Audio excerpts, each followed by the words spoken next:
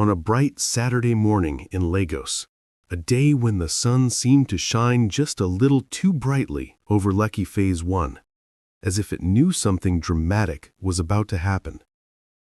Cars hummed past the gated estates, and expensive perfumes floated from open car windows, but no scent, no glow, no presence in the whole of Lagos could compete with Sandra Obena, the 24-year-old who ruled social media like a queen.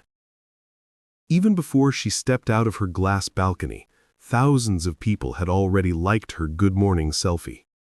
Sandra loved attention the way plants loved sunlight. She woke up early only to admire herself. She walked across her luxurious apartment with polished floors, soft carpets, and a mirror on every corner. Her life was beauty, and she invested in it. Wigs arranged by color, dresses arranged by brand, shoes arranged by height. Everything in her world was flawless. And anyone who did not fit into her idea of perfection received her worst attitude. That same morning, she was preparing to attend a luxury brunch event in Victoria Island. Her phone kept buzzing with invites, compliments, and envy. She smiled lazily as she checked her face in the mirror for the 10th time. Perfect. Always perfect. She sprayed her expensive vanilla rose perfume and called for a ride. When she arrived at the hotel ballroom where the brunch was taking place, the workers at the entrance straightened up immediately. Everyone knew her. Everyone wanted to be seen with her. She walked in like a goddess among ordinary humans. She did not even notice the hotel cleaner bent beside the glass door with a mop. The old woman was old, very old, with gray hair tied under a wrapper and gentle eyes that showed she had lived more years than Sandra had breathed. She was wiping a small stain on the floor and accidentally shifted her bucket closer to Sandra's feet. Sandra pulled her leg back instantly and snapped loudly, "Are you blind? Do you know how much these shoes cost?" People around turned. The old woman lifted her face slowly, not angry, not sad, just calm. She whispered, "My child, pride makes the feet heavy. Walk gently in this world." Sandra hissed, rolled her eyes, and walked past her. "Just do your job," she muttered. But the old woman stood and held out a tiny gold perfume bottle. It was unlike anything Sandra had ever seen, carved with symbols, glowing faintly and warm to the touch. "For beauty that lasts," the old woman said softly. Sandra laughed. "You think I use cheap perfumes? It is not cheap. It matches the heart of the one who uses it." Sandra snatched it, amused. "Fine, I'll take it. Now move away." People around whispered, uncomfortable with the way she treated the woman, but Sandra did not care. She was used to admiration, not correction. Inside the hall, she sat among celebrities and influencers, showing off the little gold bottle. Everyone admired the design. When she sprayed it on her wrist, a soft golden mist floated around her, settling lightly on her skin. Suddenly, her face brightened, her eyes sparkled, her lips glowed naturally, as if touched by light. She became even more beautiful than before. Everyone stared. "What did you use?" a makeup artist asked. "It's a gift," Sandra smiled proudly. But as she laughed and raised her glass of champagne, she noticed the strange thing. The perfume bottle, inside her purse, gave a faint pulse of light. That night, when she returned home, her excitement slowly faded. She walked into her bathroom, turned on the warm shower, and stepped under the water, and froze.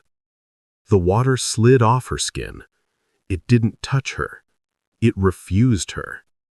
She reached out again. The water bent away from her body like she was covered in invisible glass. Sandra stared at the shower spray, her heart beginning to pound. Something was wrong. Something was terribly wrong. And she knew exactly when it started. The moment She met that old woman. Sandra stood completely still in her glass-walled bathroom, watching the water curve away from her body, like she was covered with a protective shield. She moved slowly to test it again. The water bent aside before touching her skin, like an invisible force pushed it back. She stretched her hand under the shower, and the droplets separated mid-air, refusing to land on her palm. Her mind told her this was impossible, but her eyes told her the truth. She stepped back, turned off the shower, and stared at her reflection in the wide bathroom mirror. Her face glowed with an unnatural perfection. Her lips looked fuller, her eyelashes looked longer. She touched her cheek, soft as silk, warm and smooth. "Maybe I'm tired," she whispered. She turned the shower back on and stepped under it again. The water rejected her again, this time faster. She touched the water stream with the tip of her finger. The droplets shot sideways like she had electricity around her. Fear crawled up her spine. "No, no, no, what is this?" she muttered. She grabbed her towel and stepped out of the bathroom immediately. Her heart was beating so loudly she could hear it echo across the tiles. She wrapped her towel around herself and paced back and forth. "It has to be the perfume," she said, trying to breathe normally. She rushed to her designer handbag, opened it, and found the small gold bottle lying inside. It was glowing again, softly, like a firefly trapped in glass. The symbols carved on it shimmered faintly. She dropped the bag instantly. For a second, she considered going back to the hotel, but the thought of seeing that old woman again made her chest tighten. She told herself it was just stress. She convinced herself that maybe she didn't sleep well. Maybe the lights in her bathroom created an illusion.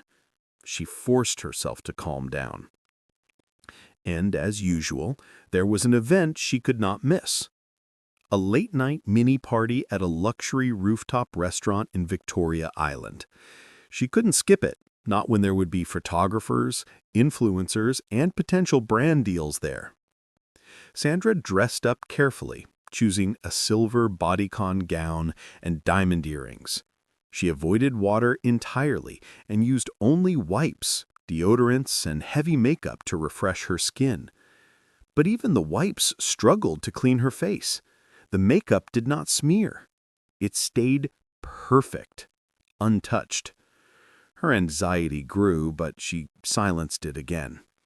When she walked into the rooftop restaurant, every head turned instantly. The lights reflected off her glowing skin in a way that made her look almost unreal. People whispered, "Is she using a new filter? See how she's shining tonight. She looks different." Sandra smiled proudly. She loved admiration more than anything else in the world, and for a moment she forgot her fear. She laughed with friends, took photos, and danced lightly. Men complimented her, women envied her. Everything felt normal again. But then, as she reached for a drink of water and touched the cold glass, a strange tingling sensation shot up her fingertips. She dropped the glass immediately, and it shattered on the floor. "Are you okay?" a man asked. "Yes, yes," she replied too quickly. "Just slippery hands." Her heart raced. She needed to get home. She left the event early, pretending she had an early shoot in the morning. When her driver dropped her at her apartment, she rushed straight to the bathroom. She turned on the shower again. The water still refused her. This time, she felt something worse, something she couldn't deny. The water rejected her more violently, almost bouncing off her skin. She gasped and stepped back, her breath shaking.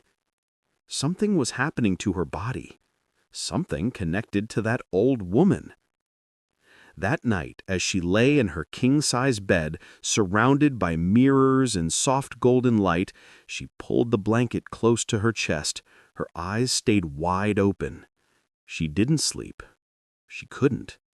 Because every time she closed her eyes, one image kept appearing. The old woman's calm face, and the perfume glowing in her hand. A soft whisper echoed in her memory. For beauty that lasts. Sandra shivered. Something told her this beauty had a price. Sandra woke up the next morning feeling strangely refreshed, even though she barely slept. Her body felt light, almost too light, and her skin felt warm to the touch, like sunlight rested directly on it. She sat up slowly, staring at her reflection in the large mirror opposite her bed. Her face looked even more beautiful than the night before. Her eyes were brighter, her skin glowed gently like a candle flame, her lips had a natural pink tint that looked like makeup even though she had applied nothing yet. She touched her cheek. Still soft, still perfect.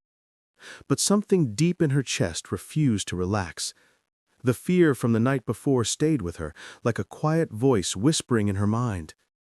She walked to the bathroom and stopped at the door. Her heart beat faster. She turned on the tap gently, letting the stream of water flow. She took a slow breath and placed her hand under it. The water pushed away from her skin again. She snatched her hand back instantly, trembling. She could no longer pretend it was normal. Something was wrong with her. She remembered the perfume bottle. She rushed to her handbag where she had dropped it the night before, only to find something even more disturbing. The gold bottle was not in the bag anymore. She searched the entire table. Nothing. She opened every compartment. Still nothing. Then she looked up. The perfume was sitting neatly on her dressing table, exactly where she did not put it. A cold shiver moved through her. How did you get here?" she whispered. Her fingers shook as she reached for it. The bottle was warm, almost like a heartbeat pulsed inside it. The carved symbols glowed faintly in the morning light. She dropped it immediately. No, this is not happening. Her mind raced. She had sprayed perfumes all her life. None had ever behaved like this. None had made her skin reject water. None had moved on their own. Her chest tightened. She needed answers. She grabbed her phone and called the hotel immediately. "Good morning," she said, trying to sound calm. "Please, I need to speak with the elderly cleaner who works near the ballroom entrance, the one on morning duty yesterday." The hotel receptionist sounded confused. "Ma, we don't have any elderly cleaner on staff. All our cleaners are between 20 and 40. Sandra frowned. "No, you don't understand. She was there. She gave me something. I need to speak to her." "Ma, are you sure it was our staff? Because we have no one like that." Sandra ended the call slowly, her breathing unsteady. She knew what she saw. She knew what she touched. The old woman was real. The perfume bottle was real. And whatever was happening to her body was real. Her fear followed her into the afternoon. She tried to remove her makeup with wipes, scrubbing harder than necessary. But the makeup didn't smear. It didn't even fade. Her foundation stayed completely intact, as if it were part of her skin. Her heart began to pound harder. She wiped again. Nothing. She stared into the mirror, her chest rising and falling quickly. "What is happening to me?" she whispered. She spent the rest of the day scrolling through the internet, searching for anything similar to her situation. She looked up water rejection skin, perfume magic, African perfume charms, spiritual consequences, beauty curses, but nothing helpful came up. Then, as evening approached, she felt her eyes grow heavy. She tried to lie down, hoping to calm her nerves. But the moment she closed her eyes, she saw the old woman. She stood in a dark room, illuminated only by moonlight. Her wrapper flowed like water, and her face was gentle but unreadable. She wasn't angry. She wasn't smiling. She simply watched Sandra with knowing eyes. Sandra tried to speak, but her voice was stuck. The old woman raised a finger slowly and pointed at her. A soft, echoing voice filled the dream. "True beauty cannot hide a wicked heart." Sandra gasped and woke up instantly, her body trembling from head to toe. Sweat covered her forehead, even though the room was cool. She wrapped her hands around herself and stared into the darkness. The warning was clear. Her beauty came with a price, and the price had only begun. Sandra woke up with a sharp gasp, her heart pounding so loudly she thought the whole apartment could hear it. The dream of the old woman still clung to her mind like smoke. She sat up slowly, breathing heavily, feeling sweat slide down her back even though the air conditioner hummed softly. The first thing she did was scan her bedroom, as if expecting the old woman to be standing in a corner. But the room was empty, silent, and spotless, just as she left it.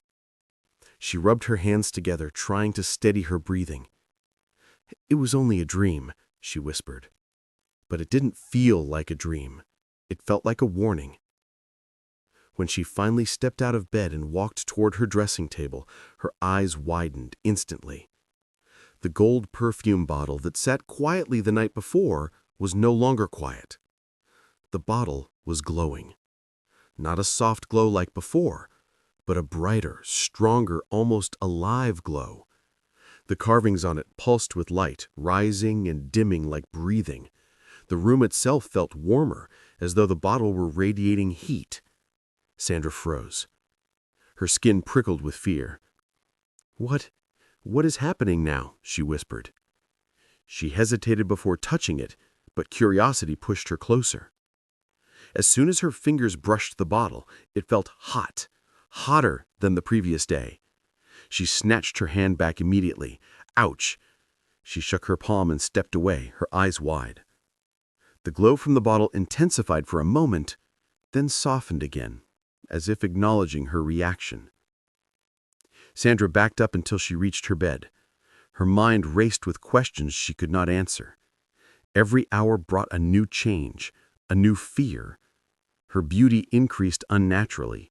Water avoided her skin. Her makeup refused to come off. Now the bottle itself was changing. This was no ordinary perfume. This was something ancient, something powerful, something connected to the old woman in a way Sandra did not understand. Her phone buzzed, breaking the tense silence. It was a message from her close friend Amaka. "Where are you? You missed rehearsal. We need to prepare for the fashion event tomorrow." Sandra swallowed hard. She had completely forgotten. The fashion event was massive, broadcast online, attended by celebrities, and filled with photographers. She needed to look perfect. Except she was already perfect. Too perfect. Her glowing skin would attract attention she didn't want. But she couldn't avoid the event. People would ask questions, brands would get upset, and Sandra hated losing relevance more than anything else. She texted back, "I'll be there." Then she moved toward her dressing table and began preparing for the day. But the moment she lifted her makeup brush, she noticed something even stranger. Her skin rejected the brush. It slid across her face without leaving any product. The foundation refused to sit, the lipstick glided on smoothly but disappeared instantly. The more she tried, the more she realized a terrifying truth. Her skin did not want makeup. It didn't need it. Her glowing face already looked flawless, too flawless. Fear tightened in her chest. She stared at her reflection, almost not recognizing the woman looking back at her. Her beauty was no longer hers. It belonged to the perfume. She looked at the gold bottle again. It pulsed once, twice, then stopped. Sandra felt her throat grow dry. Something inside her whispered that the perfume was not done with her. The changes were only beginning. The glow on her skin was only the first sign. And the bottle's glow meant something was being awakened, something she was not prepared for. As she picked up her bag and stepped out of her apartment to leave for the event, she had no idea that her day was about to get worse, much worse. because the next warning sign was waiting for her in public. Sandra stepped into the taxi, her heart still pounding from the morning's terrifying discovery. The city was already alive, Lagos buzzing with the usual chaos of horns, shouting vendors, and the heat of the midday sun bouncing off buildings. She tried to focus on the traffic outside, on the familiar streets, anything to distract her from the growing unease she felt. But the perfume bottle's presence in her bag was impossible to ignore. It seemed heavier than before, as if it carried a weight beyond its physical form. She glanced down, half expecting the glow to return while in public, but it remained dormant, for now. When she arrived at the venue, the hall for the fashion rehearsal was already packed. Models, makeup artists, photographers, and journalists were moving around frantically, preparing for tomorrow's big event. The noise hit her like a wave, and she realized how isolated she had felt the past few days. This world of glamour and attention should have been comforting, but today it only amplified her fear. Amaka ran up to her, her phone in hand. "Sandra, you made it! Thank God! The director is furious, and the makeup team, well, let's just say they're desperate for you to sit down." Sandra forced a smile and followed her friend toward the makeup area. But the moment she tried to touch her face, she froze. The same thing happened again. Her skin refused any product. The makeup clung to the brushes or fell to the floor, leaving her natural face untouched. "What's happening with you?" Amaka whispered, her voice a mixture of awe and concern. "Your skin, it's glowing, like seriously glowing. Have you been, I don't know, overdoing skincare or something?" Sandra wanted to laugh, to dismiss it, but a cold shiver ran down her spine. She couldn't explain it, not even to Amaka. I don't know," she stammered. As they moved further into the hall, Sandra noticed people staring. Some were whispering, others pointing subtly. Her beauty, once a tool to blend in, now made her stand out unnaturally. Men and women alike seemed mesmerized. Even seasoned models and influencers seemed unable to look away. A photographer approached, holding a camera like it had a mind of its own. "Sandra, just one photo," he said, but his voice was distant, almost hypnotized. She nodded mechanically, stepping in front of the backdrop, aware of the intense stares. The flash went off, and she caught her reflection in a mirrored wall. Her skin shimmered, her eyes almost sparkling with an unnatural light. Panic tightened around her chest. The perfume bottle was affecting her, and she didn't know how to stop it. By the time rehearsal ended, she realized she couldn't touch water. Even a small spill on her wrist caused her skin to repel it like she was coated in an invisible shield. Her makeup remained untouched, but the perfection was no longer comforting, it was frightening. That evening, as she returned home, her phone buzzed with messages from brands, reporters, and friends. Everyone wanted her attention, her endorsement, her beauty. But Sandra felt the weight of the perfume's power growing heavier. She knew she had crossed a threshold. When she finally entered her apartment, she set her bag down and cautiously approached the gold bottle. It had begun to glow again, softly this time, almost like a heartbeat. Sandra knelt beside it, trying to understand. The changes in her body, her face, her very presence, they all stemmed from this mysterious object. And if she wasn't careful, she feared she would lose herself completely to it. As she reached out one more time, the bottle emitted a sudden flash of light, filling the room. Her reflection shimmered in the walls, doubling, then tripling. Sandra stepped back, her heart racing. Something was awakening, something ancient, and it had chosen her. Sandra's heart was still hammering as the light from the perfume bottle faded, leaving her apartment in near darkness except for the faint glow clinging to the gold edges. She backed away slowly, her palms pressed against her cheeks as if touching her own skin could anchor her to reality. But the reflection she saw in the mirror didn't fully match what she felt inside. Her eyes were brighter, almost too bright, and her skin shimmered like it had a life of its own. She sank onto her sofa, trying to steady her breathing. Her mind raced with questions she didn't have answers for. What had Amaka noticed today? How long had the bottle been affecting her? And most importantly, what would happen if she didn't do something soon?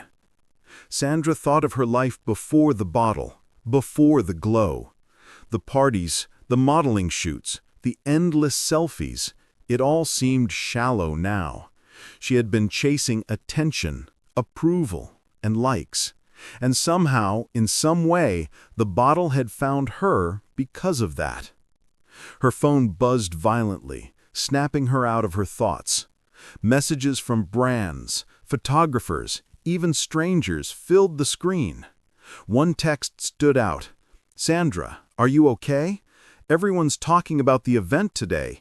Your skin, your presence, it's unusual." Sandra deleted the message before responding. She couldn't risk anyone discovering what was happening to her. Not yet. The room grew colder, or maybe it was just her nerves. The perfume bottle's glow flickered again, pulsing like a heartbeat. It seemed to respond to her emotions. Sandra clenched her fists. She wanted to throw it away, smash it against the wall, end whatever curse or blessing it had given her. But a strange magnetic pull prevented her from moving. Suddenly, a whisper echoed in the room, soft but unmistakable. "Do not fear. You are chosen." Sandra froze. Her eyes scanned the room. Nobody was there. Only the bottle sat on the table, golden and gleaming. "Chosen for what?" she whispered, her voice trembling. The bottle's light swirled, forming shapes, vague human silhouettes dancing in the golden haze. She saw herself among them, glowing, admired, almost worshipped. The vision faded as quickly as it appeared, leaving her shaken. She realized she hadn't bathed in days, not because she wanted to avoid water, but because something inside her seemed to reject it. The bottle had given her beauty, a magnetic aura, but it also repelled normal life. If she washed, would it weaken? Would she lose control? Or worse, would she lose herself entirely? Sandra's phone buzzed again, this time a video call. Reluctantly, she answered. It was Michael, her business partner, looking confused and worried. "Sandra, where have you been? People are saying, your skin, your presence, it's unlike anything I've ever seen." Sandra swallowed hard. She couldn't tell him the truth. I've been busy with the rehearsals, Michael.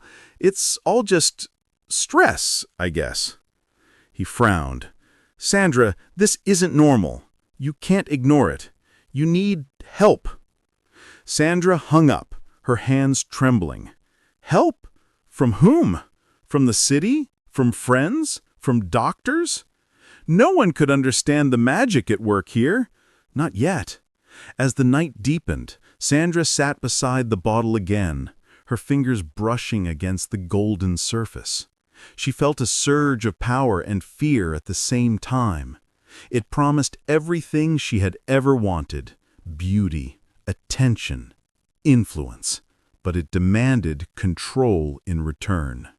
And deep down, Sandra knew that once she surrendered fully, there would be no turning back. The glow pulsed again, almost impatiently. Sandra held her breath. The year ahead would change her life forever. The next morning, Lagos woke to the usual chaos of honking cars, street vendors, and the distant wail of sirens. But Sandra's apartment felt like a different world entirely. The glow from the bottle had dimmed overnight, leaving a soft shimmer across her room. It was subtle, almost gentle, but Sandra knew better. The bottle was watching her, waiting for her next move. She wrapped herself in a silk robe and walked to the window. Below, the city thrummed with life. People rushing, laughing, arguing, living their ordinary lives. Sandra felt separated, almost untouchable, as if she had stepped outside the boundaries of normal existence. Her reflection in the window showed her face, flawless and radiant, and yet her eyes held a strange emptiness. Sandra forced herself to eat breakfast, though her appetite was weak. Even the food seemed dull compared to the sensation of the glow. She couldn't ignore the pull anymore. It was as if the bottle whispered to her in the quiet moments, urging her to embrace it, to let go of her old self. The phone buzzed again, this time with messages from friends she hadn't seen in months. "Sandra, you missed the launch last night," one read. "People are saying your presence at events is unreal. Are you using filters or something?" another said. Sandra scrolled through the messages, feeling a mix of pride and dread. Every word confirmed what she had suspected. Her absence from public life had not gone unnoticed. And now the magic was making her even more visible, more irresistible, more untouchable. By midday, she received a call from Amaka. Her best friend's voice was a mixture of excitement and concern. "Sandra, I saw the photos from last night. What is happening to you? You look different, glowing, almost like magic." Sandra forced a laugh. "Magic? Amaka, you know I don't deal with that nonsense. It's just lighting, maybe some makeup tricks." Amaka wasn't convinced. "Sandra, I know you. This isn't just makeup. Something's going on. You have to tell me." Sandra hesitated. She wanted to confide in someone, to explain the bottle, the glow, the strange whispers, but even she didn't fully understand it yet. She said, "I'll tell you when I know more. Please, just trust me." After hanging up, Sandra walked to her bathroom, staring at herself in the mirror. It had been weeks, maybe months, since she had last bathed properly. The idea of water hitting her skin felt alien, almost dangerous. And yet, a small part of her longed for normalcy, for the mundane routine she had once taken for granted. Her hand brushed against the bottle again. The gold shimmer pulsed beneath her fingers, warm and alive. It was almost comforting, almost alive. The bottle had become a companion, a guide, a mysterious force that promised her the world but demanded a part of her in return. The sun was high now, and the city below carried on unaware of the changes happening in Sandra's apartment. She felt a surge of both fear and power. The choice was hers, to embrace the magic fully, to surrender to it completely, or to resist and risk losing the attention, the influence, the life she had always craved. As evening approached, Sandra sat near the bottle, her reflection glowing faintly in the golden light. She whispered, almost to herself, "I can control this. I have to." And somewhere, deep within the shimmer, the bottle seemed to respond. The next morning, Sandra woke to a peculiar silence. Lagos was never silent, but today it seemed as if the city itself paused, waiting for her next move. She stretched lazily on her bed, feeling the warmth of the sun through her curtains, and glanced at the bottle. The gold shimmer seemed brighter than ever, almost eager. She had spent the night tossing and turning, thinking about the possibilities. The glow had changed her in ways she could feel in her bones. Her skin seemed tighter, her eyes sharper, her presence heavier, as if the world was now subtly bending toward her. But with this power came a strange unease, a whisper that something was not entirely safe. Sandra decided to test it. She stood in front of the mirror, letting her fingers hover over the bottle. "Show me what you can do," she whispered. The shimmer pulsed violently, and suddenly her reflection wavered. The Sandra in the mirror didn't just copy her movements, it smiled before she did, tilted her head in ways Sandra hadn't, even blinked slower, more deliberate. A chill ran down her spine. "This isn't just a reflection," she murmured. She pulled her hand back, but the bottle's glow followed her motion, almost teasing her. It was alive, yes, but it was also hungry. Hungry for attention, for her obedience. Determined, Sandra left her apartment and stepped into the bustling streets of Victoria Island. People turned to stare, their eyes lingering longer than usual. Some whispered, some pulled out their phones, some simply froze. Sandra felt a thrill. She had always enjoyed being noticed, but this was beyond ordinary admiration. People seemed enchanted, almost hypnotized by her presence. A young man ran into her on the sidewalk, knocking his books to the ground. "I'm so sorry," he stammered, flustered. Sandra smiled, and he froze mid-apology, his words dying on his lips. The glow from the bottle seemed to radiate from her, wrapping around the stranger like an invisible cord. By the time she reached a nearby cafe, she was both exhilarated and wary. She had to understand the limits of this magic before it consumed her completely. Sitting at a table, she placed the bottle carefully in front of her, observing it. It pulsed gently, almost as if breathing. A woman at the next table, dressed in sharp business attire, stared openly at Sandra. "Excuse me, but I feel like I've seen you somewhere. You have this aura. It's unreal." Sandra tilted her head, letting a slow, calculated smile form on her lips. "You have a good eye," she said softly. "Perhaps you're meant to notice things others overlook." The woman nodded, clearly confused, but unable to look away. Sandra felt a dangerous satisfaction. The bottle's power was no longer subtle. It was growing, spreading outward, influencing anyone who came near. But even as the thrill rushed through her, a quiet voice inside warned her, power without caution is disaster. She pushed the thought aside, focusing instead on the thrill of her newfound influence. And as she left the cafe and walked down the crowded streets, Sandra knew one thing for certain. Her life would never be the same again. Every glance, every whisper, every passing stranger was now a part of her experiment, a part of the magic she had unleashed. And somewhere, deep within the shimmer of the bottle, the glow pulsed stronger, as if feeding on her ambition and her fear. By mid-afternoon, Sandra's confidence had grown.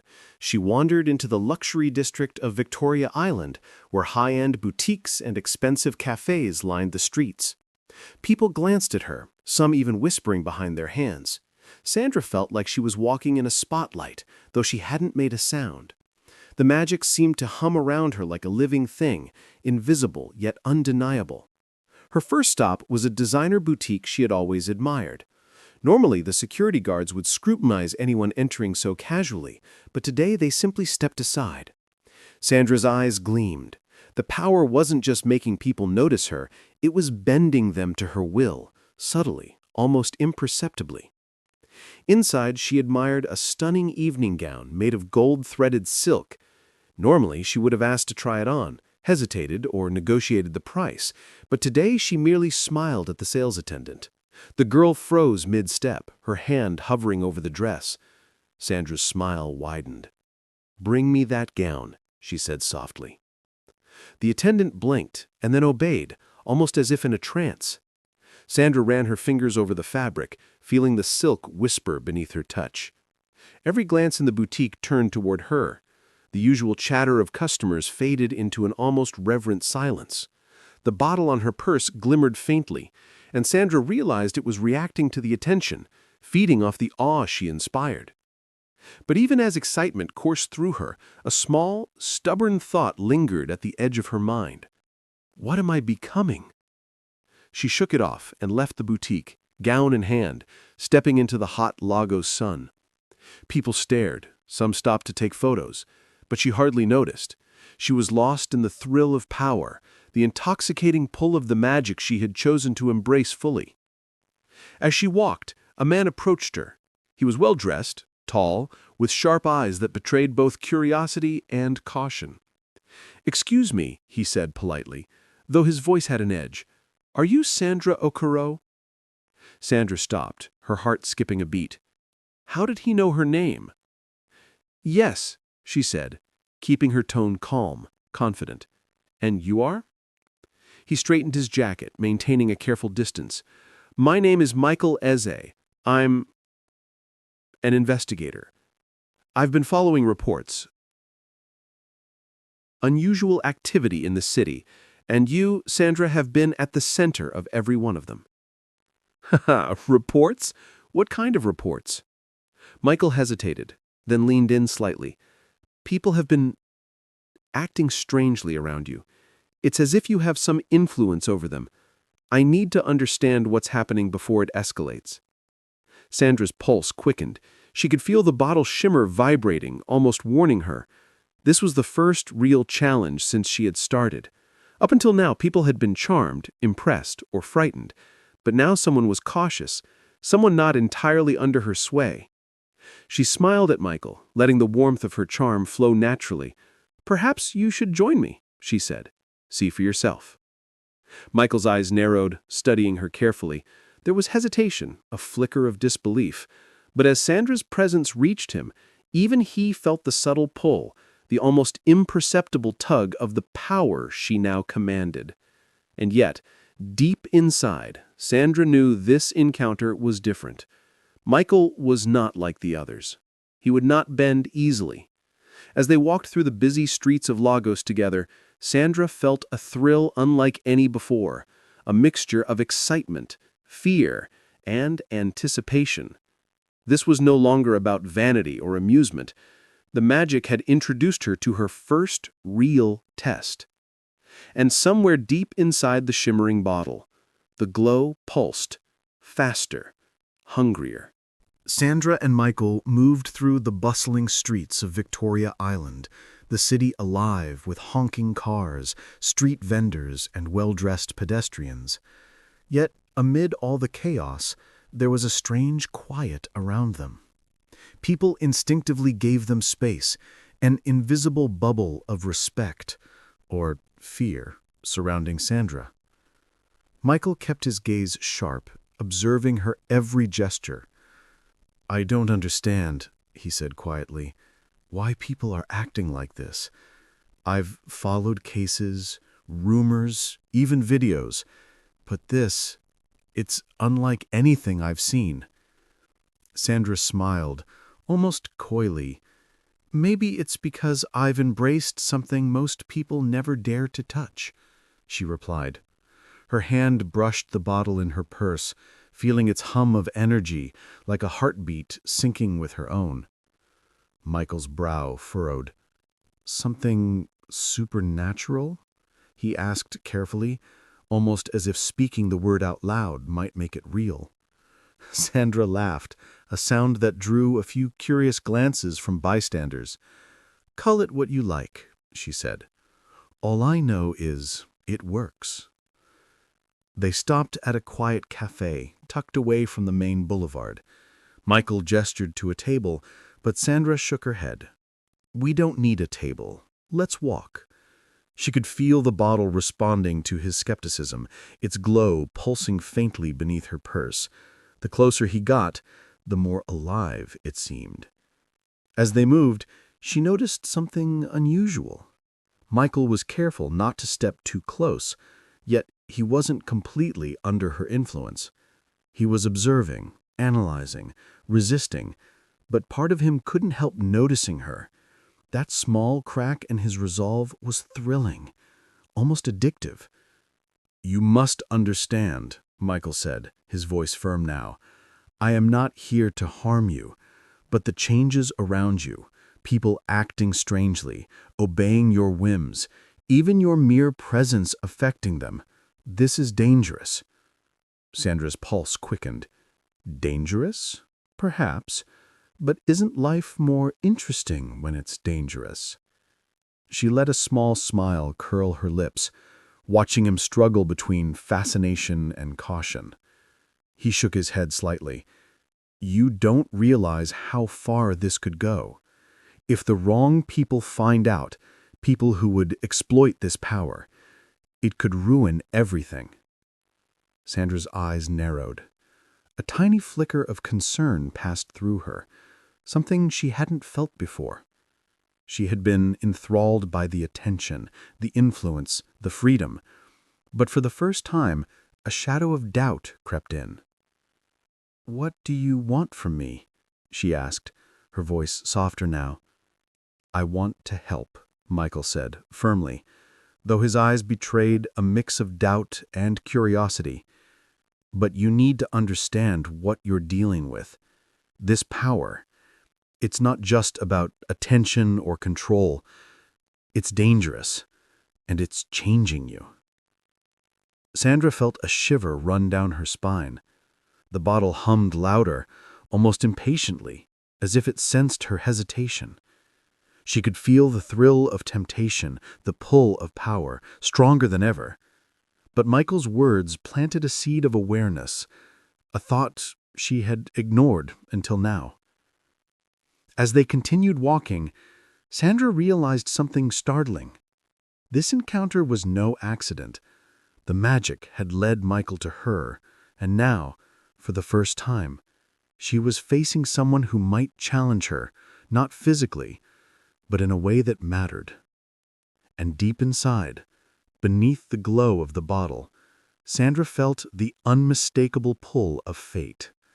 Something bigger was coming, something that could either elevate her or destroy her. The sun was beginning to set over Lagos, painting the sky in shades of orange and purple.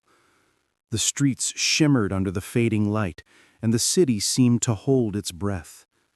Sandra and Michael walked side by side, each lost in thought, yet acutely aware of the tension between them. Sandra could feel the bottle's hum stronger now, almost like it had its own heartbeat, syncing with hers. She had grown accustomed to its presence, but today it felt different. It pulsed as if sensing the growing connection between her and Michael, as if it knew that something crucial was about to unfold. Michael glanced at her, concern etched deeply on his face. "Sandra, you've held on to this power for so long, but what happens if it turns against you?" he asked carefully. "You've lived in your own world for a year, untouched by consequences, but nothing stays hidden forever." Sandra laughed softly, but there was a trace of unease in her smile. "I've survived a year without bathing, Michael. People have stared, whispered, laughed, and yet here I am, stronger than ever. I control what they think of me. I control what they fear." He shook his head, his eyes meeting hers with unwavering intensity. "No, you haven't realized the cost. Power like this, it demands balance. It demands understanding. Otherwise, it will consume you." She felt a chill run down her spine. For the first time, the thrill of dominance she had felt all year was mingled with apprehension. Michael wasn't just talking about social consequences, he was talking about something deeper, something she had never considered. Sandra slowed her pace, letting him fall slightly ahead. "And you think you know the balance? You think you can save me from myself?" she asked, her voice laced with a mix of curiosity and defiance. Michael paused and turned to face her fully. "Sandra, listen to me. The choices you make from this point on will define everything. People follow power blindly. They don't see the danger, the cost, only the thrill. You have to decide if you will be the master of this power or if it will master you. Sandra looked down at the bottle in her purse. It pulsed with urgency, tempting her to ignore everything else. But for the first time, she felt the weight of her own choices pressing on her shoulders. The freedom, the thrill, the attention, they all seemed smaller now, dwarfed by the responsibility Michael was forcing her to acknowledge. She lifted her eyes to his, and for a brief moment, the city around them vanished. It was just the two of them, and the tension of what was coming. Something was shifting inside Sandra, a spark of awareness she had never felt before, and deep down she knew that whatever happened next, nothing would ever be the same. The bottle pulsed one final time, bright and insistent, as if warning her that the moment of reckoning had arrived. And Sandra realized the year of power, control, and isolation had only been the beginning. The park was quiet now, bathed in the soft glow of streetlights. Sandra's thoughts were tangled, a storm of curiosity, fear, and excitement. The bottle in her purse seemed almost alive, vibrating with energy that mirrored her heartbeat. She had never felt anything like it. Michael stepped closer, lowering his voice. "Sandra, you need to understand, power like this doesn't just affect you. It changes everything around you. People notice. They react. Sometimes they admire, sometimes they resent, sometimes they fear." She swallowed hard, feeling the pulse of the bottle. "I've lived a year without caring what people thought," she said, almost defensively. "I've seen them stare, whisper, judge, and I survived. I thrived. Isn't that proof I can handle this?" Michael shook his head, his expression serious. "Surviving is one thing. Controlling it responsibly is another. You've been isolated, untouchable, unseen, in a way that gave you freedom. But freedom without understanding, it can turn into chaos." Sandra's eyes drifted to the bottle, then back to him. "And you think you can guide me, protect me from myself?" she asked, a hint of challenge in her voice. "I can try," Michael replied calmly. "But guidance only works if you're willing to listen. Are you?" Sandra hesitated, feeling the tension in her chest. The allure of the bottle was strong, its promise of power, of defiance, of rule over fear. But Michael's words stirred something unfamiliar, doubt. She had never doubted herself, never questioned her choices. The thought was unsettling, yet strangely liberating. The hum from the bottle grew louder, almost urgent, as if it sensed her inner conflict. Sandra clutched it tighter, feeling its warmth seep into her hand. "What if I lose control?" she whispered, almost to herself. Michael took a careful step closer. "Then you risk losing more than just your freedom. You risk hurting the people around you, including yourself. Power without balance is dangerous, Sandra, dangerous in ways you can't yet imagine." For a long moment, Sandra remained silent, torn between the thrill she had chased for a year and the warning that Michael offered. She had been untouchable, invincible in a way, but the isolation had left a void she hadn't recognized until now.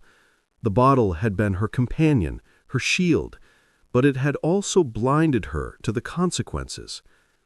She sighed, finally accepting that the journey she had begun a year ago was far from over. There were lessons to learn, choices to make, and dangers she hadn't yet faced. The year of defiance had ended, and a new chapter, more challenging, more complex, and far more thrilling, was beginning. And somewhere deep in her mind, Sandra knew one thing: nothing in her life would ever be ordinary again. The next morning, Sandra awoke to the muted sound of traffic outside her Lagos apartment. The city moved on as usual, indifferent to the whirlwind that had become her life. But Sandra didn't feel indifferent anymore. The events of the night, the bottle, Michael's warnings, the unease of power, lingered like a shadow she could not shake. She sat on the edge of her bed, her fingers tracing the smooth glass of the bottle she had hidden beneath her pillow.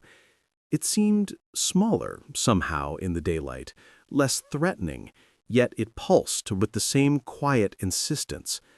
She wondered if it had been testing her, nudging her toward understanding, or merely waiting for her next mistake.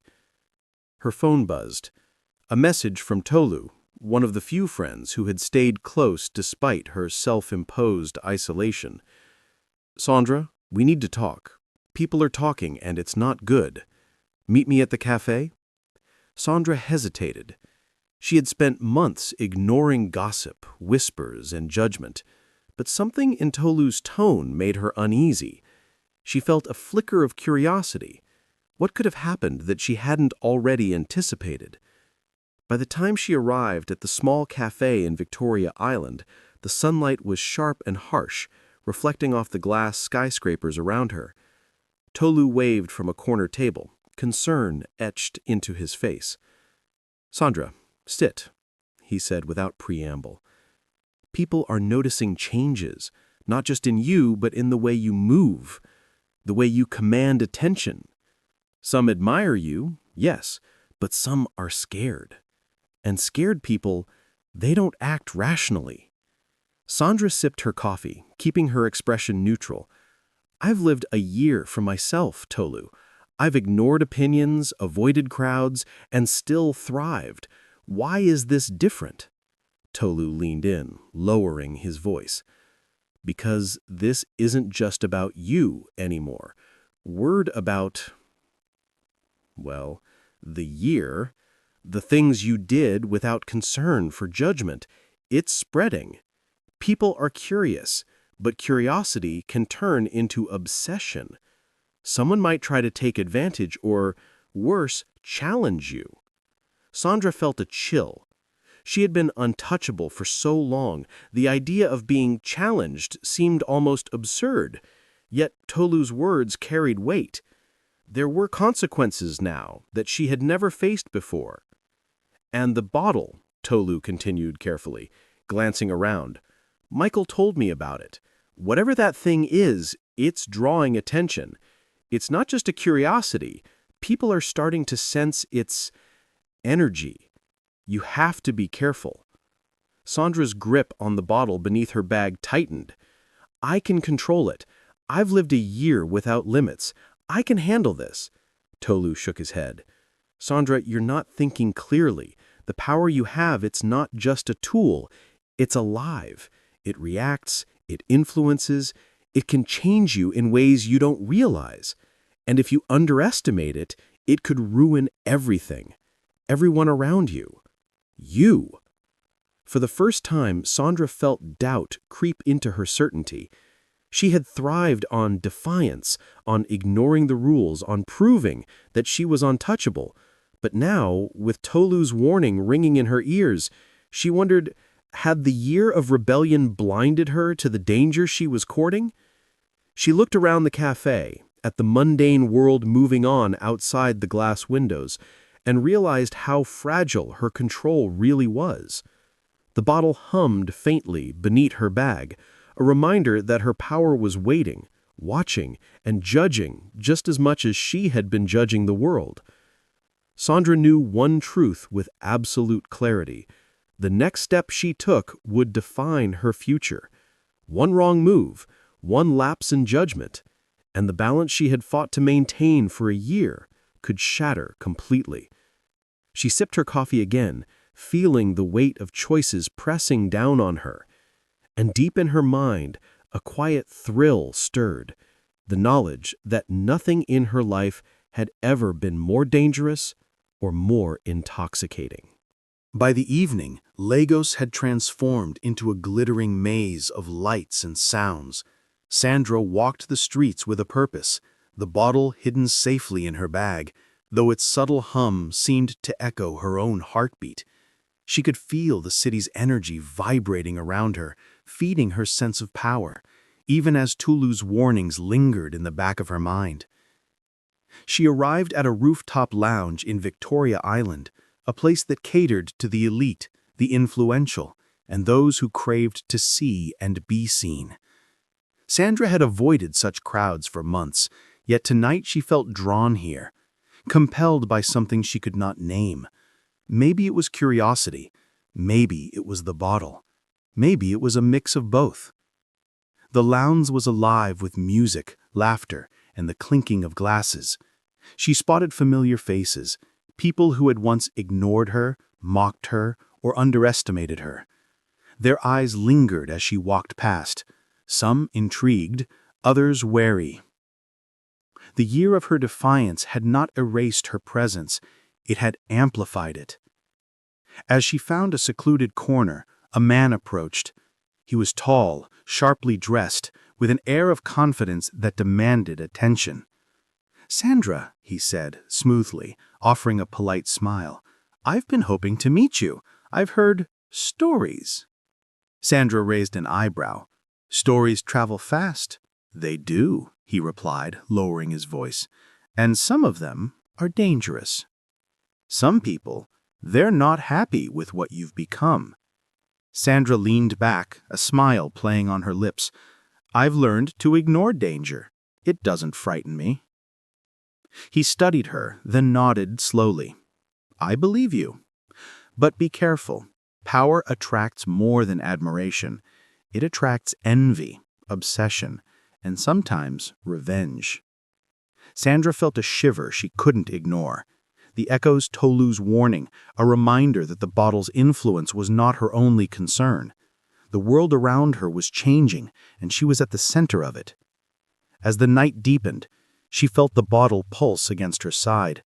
Its subtle energy seemed to merge with the city's rhythm, a quiet yet insistent call. She excused herself from the man and moved toward the balcony, gazing at the lights of Lagos stretching endlessly before her. Suddenly, a shadow detached itself from the corner of the rooftop. Sandra turned sharply, her pulse quickening. A figure stepped into the light, a woman, dressed in black, with eyes that seemed to pierce straight through her.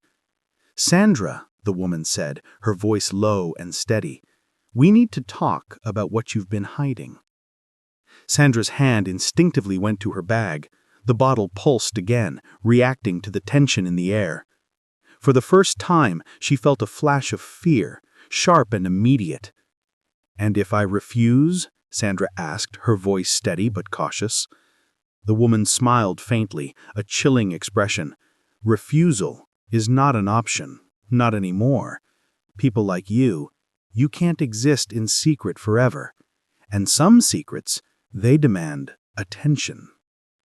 Sandra's mind raced. She had managed the year of defiance on her own terms, but this encounter made her realize that the rules had changed. The bottle, the whispers, the curiosity of the world, they were converging. And for the first time, she understood that her power came with consequences she had not yet faced. The woman stepped closer, and Sandra felt the energy of the bottle surge violently. It was no longer subtle. It demanded acknowledgement, demanded action. Sandra knew in that moment that she could no longer ignore the forces circling her life. She straightened her back, meeting the woman's gaze without flinching. "Tell me what you want," she said, her voice calm but resolute. The woman's smile widened, enigmatic and dangerous. "Everything you've hidden, everything you've built, it's about to be tested. And you, Sandra, will have to prove that you are truly untouchable." The bottle throbbed against her bag as the wind whipped around them. The city below pulsed with light and sound, oblivious to the storm brewing on the rooftop. Sandra realized that her life, her rebellion, and her control were about to collide with something far beyond her expectations. And for the first time in a long while, she felt the thrill of uncertainty, the raw, electric tension of a world she had never fully understood. Sandra stood on the rooftop, her eyes locked with the mysterious woman's. The night air was thick with tension, the pulse of Lagos below blending with the rapid thrum in her chest.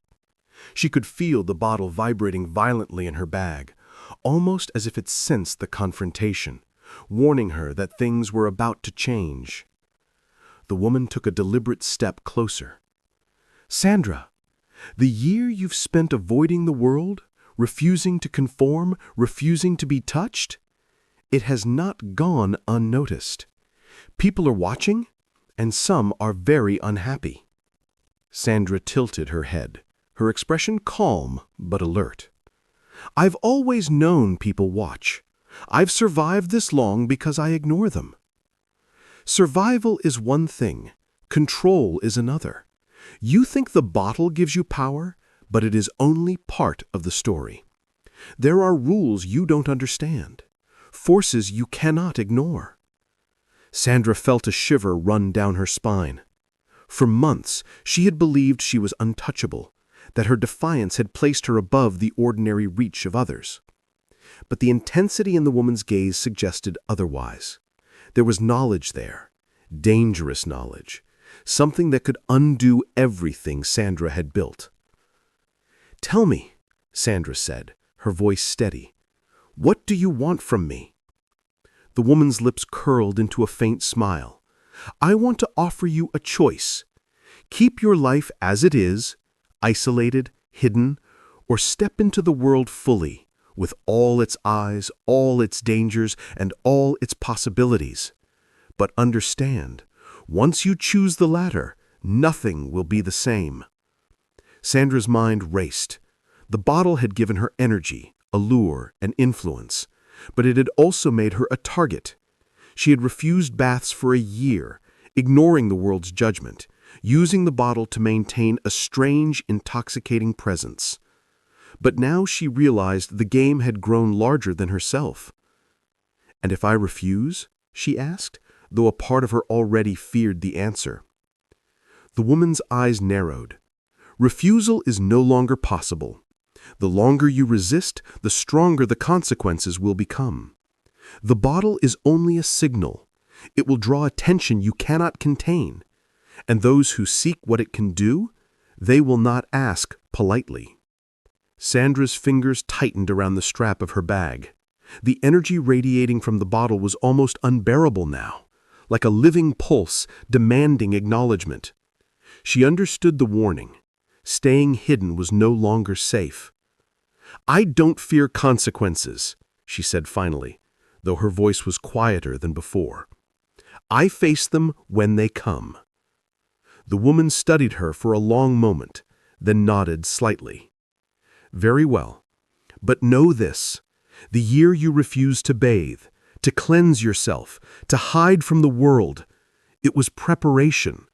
The world is about to demand that you reveal everything you've become, and it will not be easy." Sandra swallowed hard. She had thought the year of isolation was her triumph, her statement of control. But now she understood it had been a prelude, a test she didn't realize she was undergoing. The bottle throbbed against her side, pulsing like a heartbeat in sync with the city's chaos below. She understood the warning. Staying hidden was no longer safe. "You're right," she said finally, her voice low and steady. "I am ready. I will face whatever comes." The woman's smile deepened, enigmatic and almost approving. "Good. Then the real game begins." As she turned and walked away into the shadows, Sandra felt the first real pangs of fear and excitement. The world she had avoided, mocked, and manipulated for a year was about to come crashing in, and the choices she had made were no longer hers alone.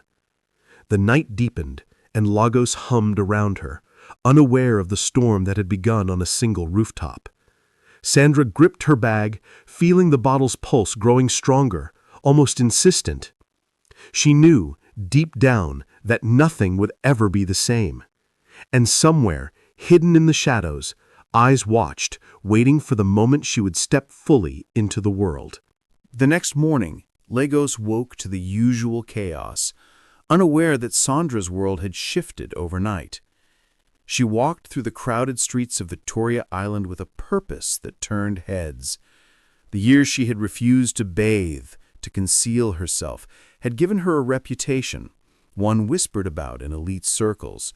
But now that she moved openly, her presence felt like a shockwave.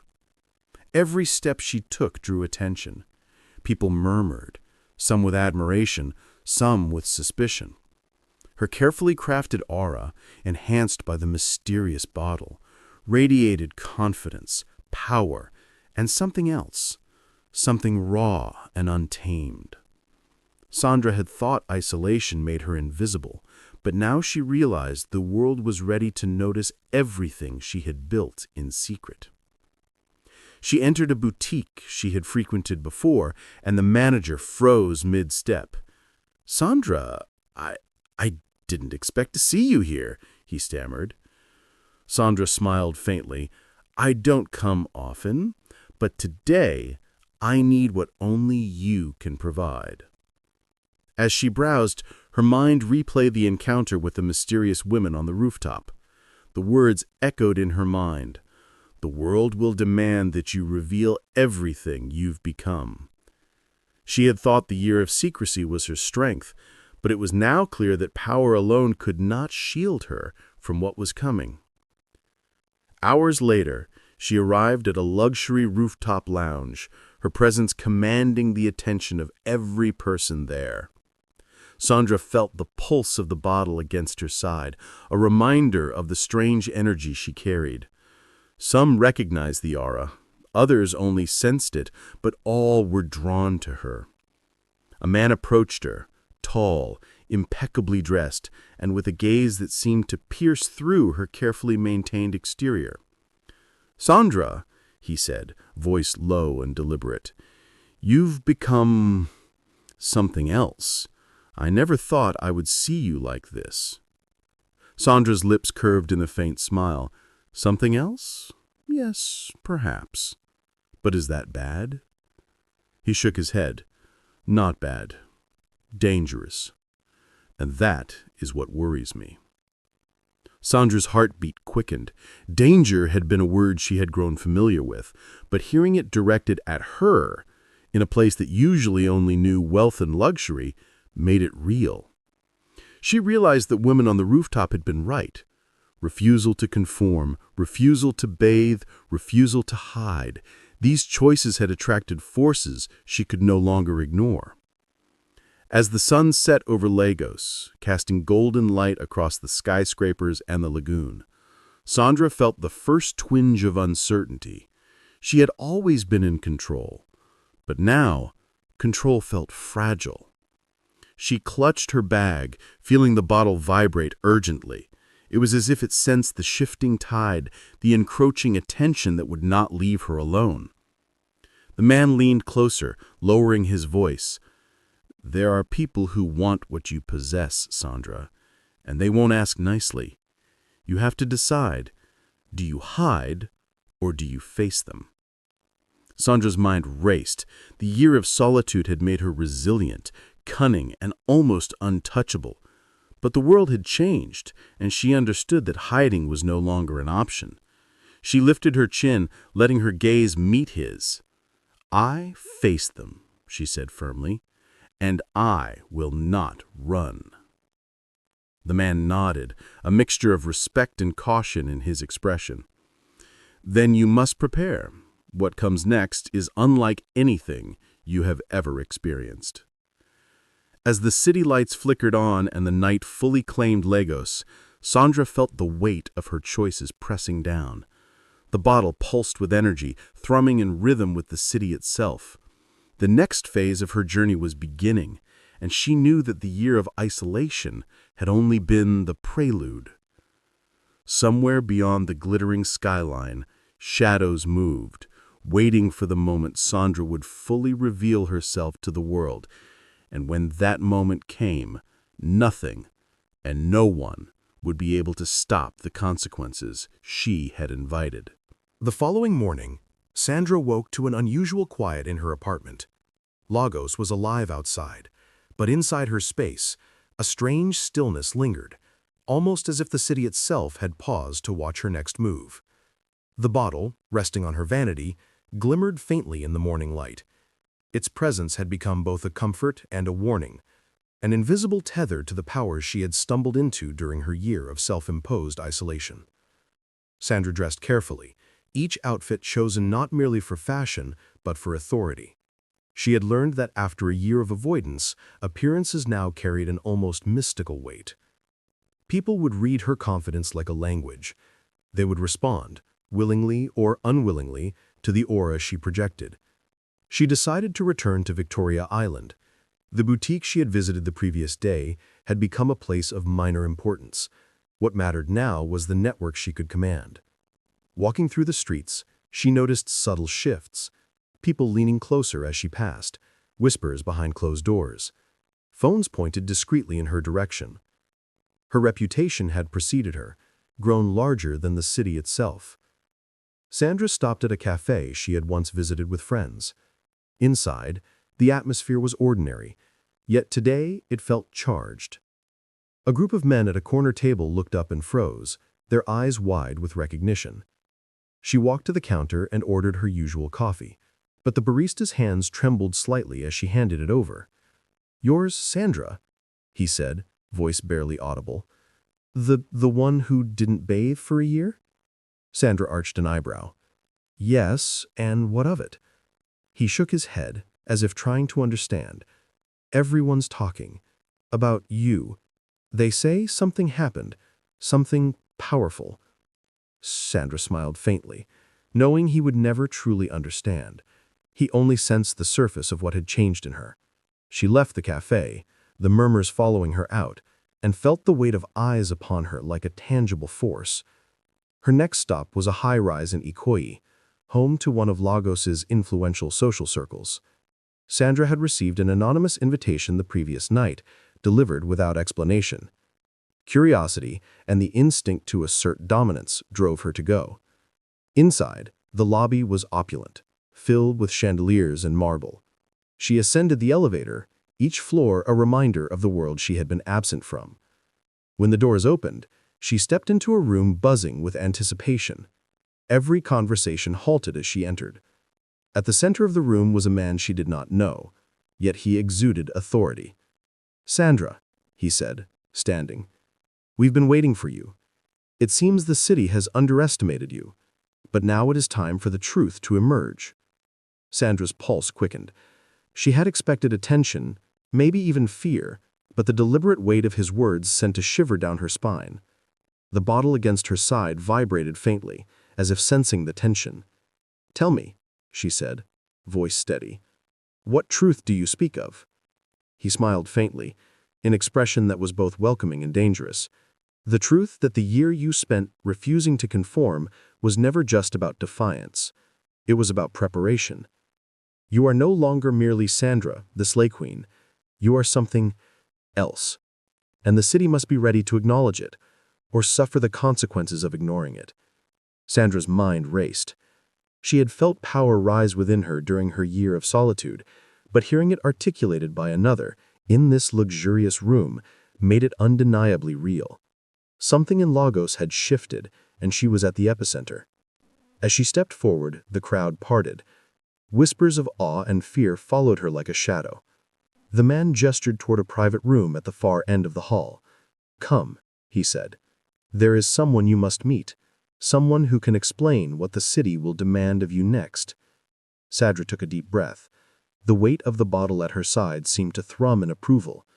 She had survived isolation, mystery, and the whispers of strangers, but now she was being summoned to confront forces she had not yet imagined. The door swung open, and a figure emerged, cloaked in shadow. Even without seeing their face clearly, Sandra felt a presence unlike any she had encountered.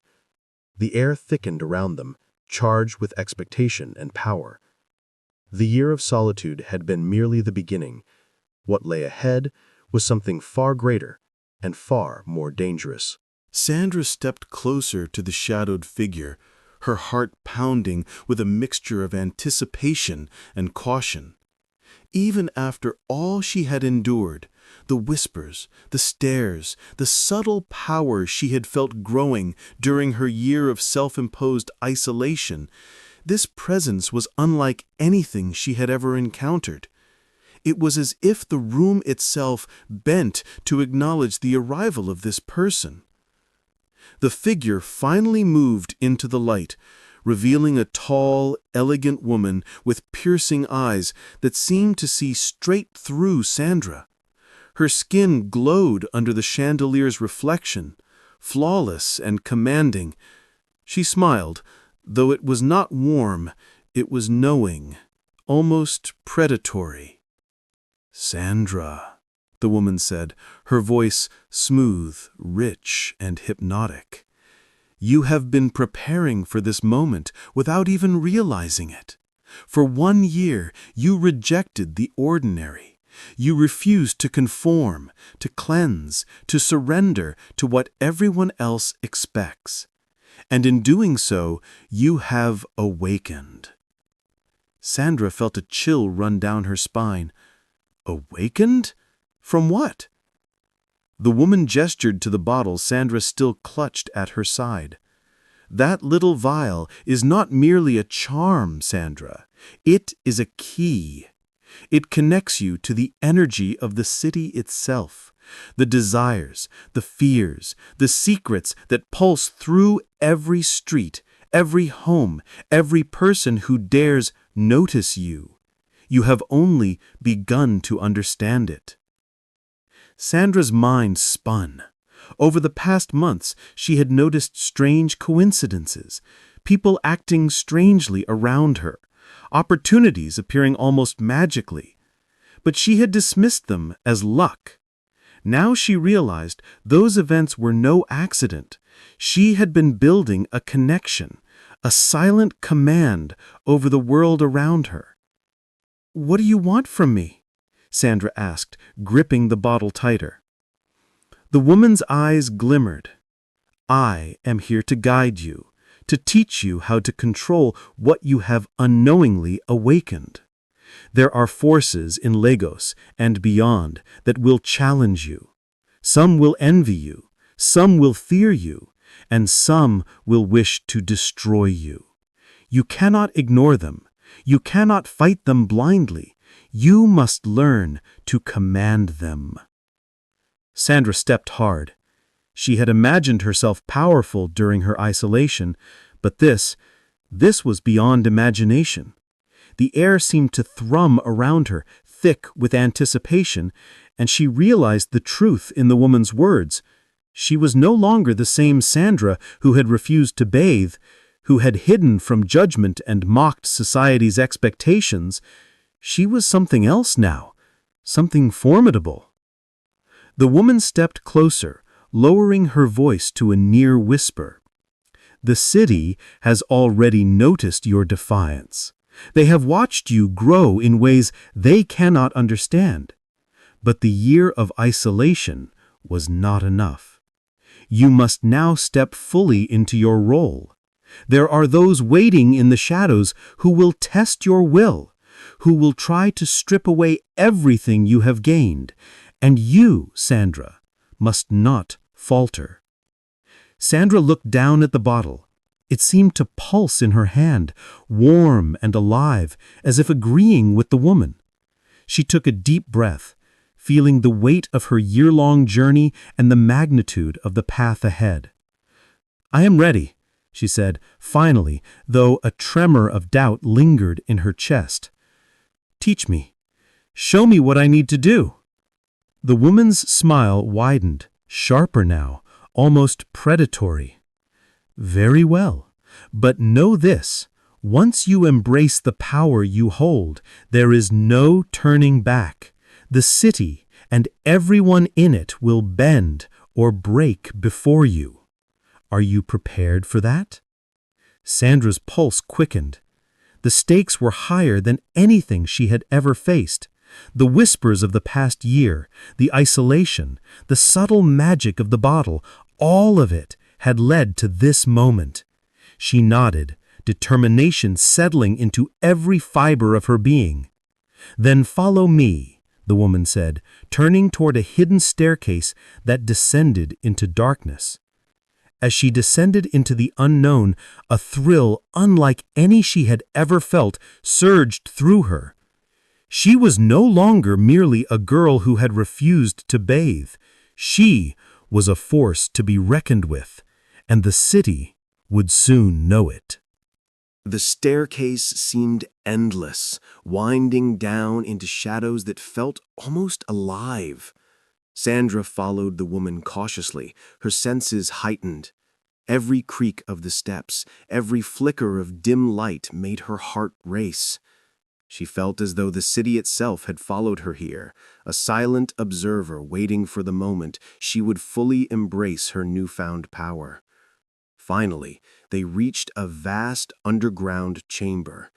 It was illuminated by lanterns that floated in the air, casting golden light over ornate carvings that lined the walls. The symbols were strange but familiar, echoing patterns she had subconsciously traced during her year of isolation. The chamber smelled faintly of jasmine and something metallic, like the scent of electricity just before a storm. "This is the heart," the woman said, her voice echoing softly in the cavernous space. "Here you will learn to harness the energy you carry. But first, you must confront your reflection." A large, dark pool of water shimmered at the center of the chamber. Sandra peered into it and saw her own reflection, but it was not the Sandra she knew. The image staring back was powerful, radiant, almost untouchable. Her hair glimmered as if threaded with light. Her eyes burned with intensity, and her posture commanded respect. And yet, beneath the strength, there was vulnerability, a shadow of doubt that whispered, could she truly take on what lay ahead? "You must face yourself," the woman continued, "not the girl who hid from judgment, not the slay queen who refused to bathe, but the force you were meant to become. Only then can the city recognize your true presence." Sandra stepped closer to the pool, her reflection moving as if it had a life of its own. She reached out a hand, and the water rippled under her touch. Images flashed, scenes from the past year, the sneers, the laughter behind her back, the small victories she had won, the magical hints she had ignored. All of it was part of her, part of the power she carried. "You are ready," the woman said softly, "but the process will test everything, your will, your fear, your desire. You cannot hold back. You must surrender fully to what you are meant to wield." Sandra closed her eyes and took a deep breath, letting the memories, the power, and the anticipation wash over her. She could feel it pulsing in her veins, the energy of the city, the whispers of those who had underestimated her, the latent magic she had carried unknowingly. She let it flow, letting go of hesitation, doubt, and fear. When she opened her eyes again, her reflection smiled back at her, no longer timid or unsure, but commanding, vibrant, and unstoppable. The chamber seemed to pulse in rhythm with her heartbeat. She felt power, real, tangible, unstoppable, coursing through her. The woman nodded approvingly. "You have passed the first trial, but know this. Others will sense the change. They will try to challenge you, to undermine what you have become, and when they do, you must act with precision, strategy, and strength. Do not falter." Her pulse raced. She felt exhilaration, fear, and triumph all at once. She was no longer a girl who hid behind beauty and defiance. She was someone who could command attention, respect, and influence. She was a force the city could no longer ignore. The woman turned and gestured to a hidden doorway at the far end of the chamber. "The next stage awaits, and it will not be easy. Are you ready to step forward?" Sandra squared her shoulders, her resolve burning brighter than ever. I am ready, she said firmly. No matter what comes next, I will face it. The woman's eyes gleamed with satisfaction. Then follow me. The true test is about to begin, and the city will never be the same. The hidden doorway opened into a dazzling hall, unlike anything Sandra had ever seen. The walls were made of shimmering crystal, reflecting colors that shifted with every movement, and the ceiling seemed to stretch infinitely, filled with floating lights that resembled stars. The air buzzed with energy, almost like the heartbeat of the city itself. Sandra stepped cautiously, her senses alert. She could feel whispers around her, voices, intentions, even emotions, but none were directed at her yet. They were like currents in the air, testing her presence, gauging her strength. Every step she took seemed to amplify the pulse beneath her feet, and she realized this was not just a hall, but a reflection of her own power. "Welcome to the Hall of Mirrors," the woman said, her voice soft but commanding. "Here you will face the manifestations of the city itself. Every influence, every rival, every doubt you have carried will take form. You must confront them, or they will control you." Sandra's eyes widened as images began to materialize in the mirrors. She saw herself, different versions from the past year, the defiant girl who refused to bathe, the embattled slay queen facing ridicule, and the confident woman she had just become. Surrounding these reflections were figures she knew, classmates, colleagues, friends, and foes, all watching, judging, waiting. One mirror cracked sharply, and from it stepped a figure she immediately recognized, Michael, the man who had mocked her beauty, dismissed her confidence, and thought her power lay only in her appearance. His eyes glowed with challenge, and a sneer crossed his face. "You think a year without bathing changes who you are? It only makes people laugh at you, Sandra. You're weak, and everyone knows it." Sandra's pulse surged. She could feel the temptation to falter, to let anger cloud her judgment, but she remembered the chamber and the pool, the trial she had completed. She inhaled deeply, letting her newfound strength settle over her like armor. "I am wrong," she said firmly. "The year changed me not in the way you think, but in the way I need it to. I am stronger, wiser, and more powerful than ever, and I will not let your doubt control me." As her words echoed, the hall seemed to respond. Mirrors flickered and cracked, and one by one figures representing her critics and doubters dissolved into nothingness, leaving only Sandra's reflection in the central mirror. Her image was radiant, commanding, and unshakable. The woman stepped closer. "You see what you can achieve when you embrace yourself fully? But the hall is not done. Others will test you in ways that are not immediately visible. The city itself can turn against you. You must always be vigilant." Sandra nodded, her gaze steady. She realized that her journey was far from over. She had conquered the reflections of her past, but the real challenge was out there, in the streets, in the lives she had touched, in the people who underestimated her every day. The city, vast and unpredictable, was waiting. A sudden wind swept through the hall and the mirrors shimmered like water. A new door appeared at the far end, carved with symbols Sandra did not recognize, but instinctively understood were an invitation and a warning. "This is where the real test begins," the woman said. "Go forward, and you will see the true extent of your power. But beware, what you unleash cannot be undone." Sandra's heart raced, a mix of fear and exultation. She stepped toward the new doorway, feeling the energy of the city rise to meet her. The year of isolation, ridicule, and defiance had forged her into someone extraordinary. With one final glance back at the woman who had guided her, she took a deep breath and crossed the threshold. She was ready, and the city would never forget her.